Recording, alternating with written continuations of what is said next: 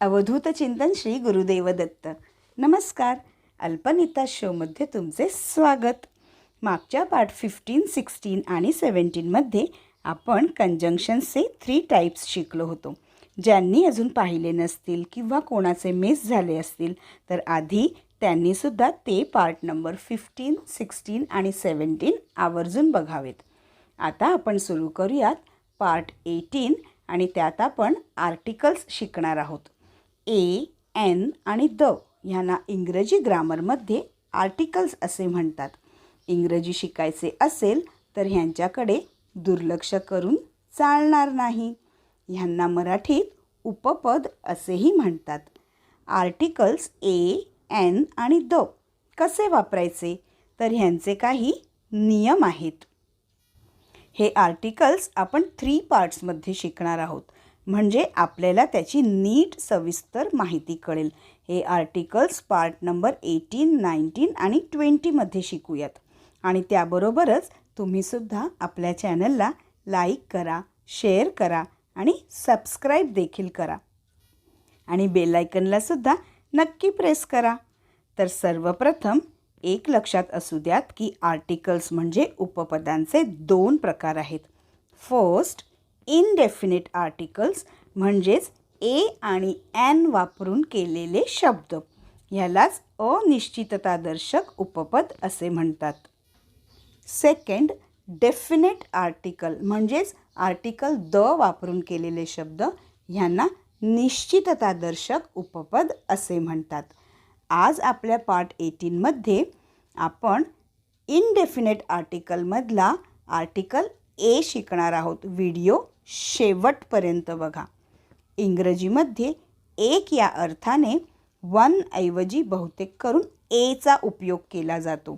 ए म्हणजे एक, तर म्हणजेच एक या शब्दावर जर जोर द्यायचा नसेल तर ए वापरावा. उदाहरणार्थ अ बुक, अ कार. ठीक आहे. आणि एक या शब्दावर जर जोर द्यायचा असेल किंवा एक ही संख्या दुसऱ्या संख्येशी तुलना करण्यासाठी वापरावी असेल किंवा वापरली असेल तेव्हा एक या अर्थाने वनचा उपयोग केला जातो. For example, I have 2 pencils and 1 eraser.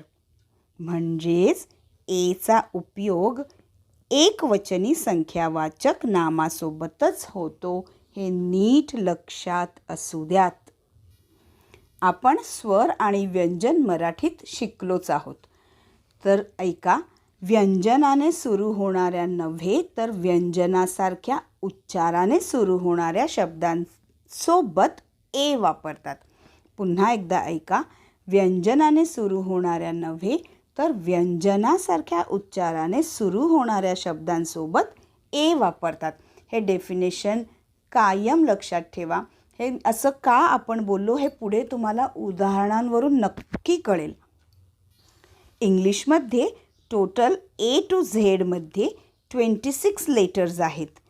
त्यातले ए, ई, आय, ओ, यू हे 5 स्वर आहेत, म्हणजेच वॉवेल्स आहेत. आणि बाकीचे 21 कॉन्सोनंट्स म्हणजेच व्यंजन आहेत. ठीक आहे. तर आता आर्टिकल एचा उपयोग बघूयात. ए हा नेहमी एकवचनी संख्यावाचक नामासोबतच होतो. तर आता एक्झाम्पल्स बघूयात. अ bike, a car, A pencil, a book, a chair, a girl, a horse, a dog, a boy, a bus, a useful book, a university, a European, a one-way road. हे झाले उदाहरण. इथे तुम्ही नोट केले का काही शब्द ई, यू, ओने आहेत, तरीही आपण तिथे ए लावले. असे का? आपण तर शिकलोय की ए, ई, आय, ओ, यू हे स्वर आहेत. मग त्या काहींना ए का लावले? म्हणजेच त्या काही स्वरांना ए का लावले? तर नीट ऐका. मी म्हणाले होते ना की व्यंजनाने सुरू होणाऱ्या नव्हे तर व्यंजनासारख्या उच्चाराने सुरू होणाऱ्या शब्दांसोबत ए वापरतात. हे इंग्रजी ग्रामरमध्ये स्पष्ट सांगितले आहे. म्हणून इथे अ युजफुल बुक, कारण इथे यूच्या उच्चाराची सुरुवात वाय यूने होते. ठीक आहे. यू हा स्वर नाही आहे, व्यंजनाचा उच्चार आहे.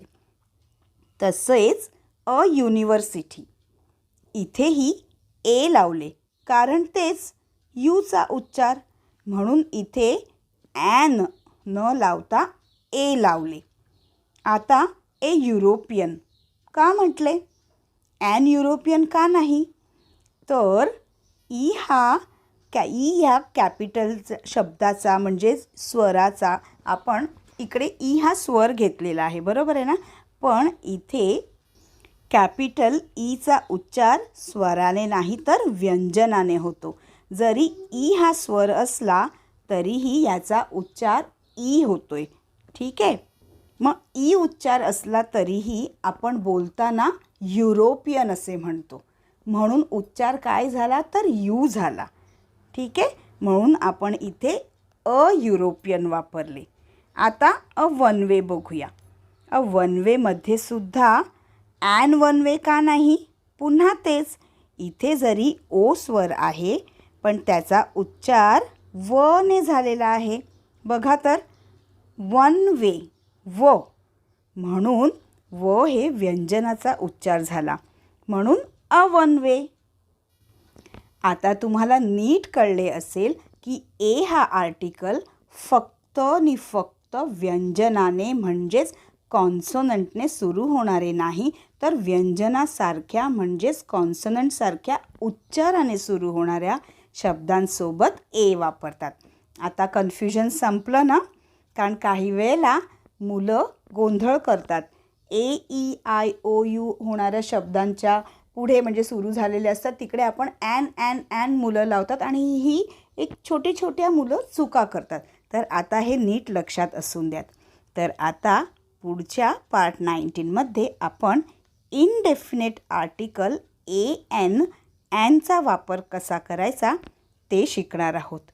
तर व्हिडिओ आजचा तुम्हाला आवडला असेल तर आपल्या या छोट्याशा व्हिडिओला लाईक करा, शेअर करा आणि सबस्क्राईब देखील करा. आणि बेल आयकनला सुद्धा नक्की प्रेस करा म्हणजे येणाऱ्या नवीन व्हिडिओचे नोटिफिकेशन तुम्हाला मिळेल. तर पुन्हा भेटूयात आपल्या पार्ट 19मध्ये.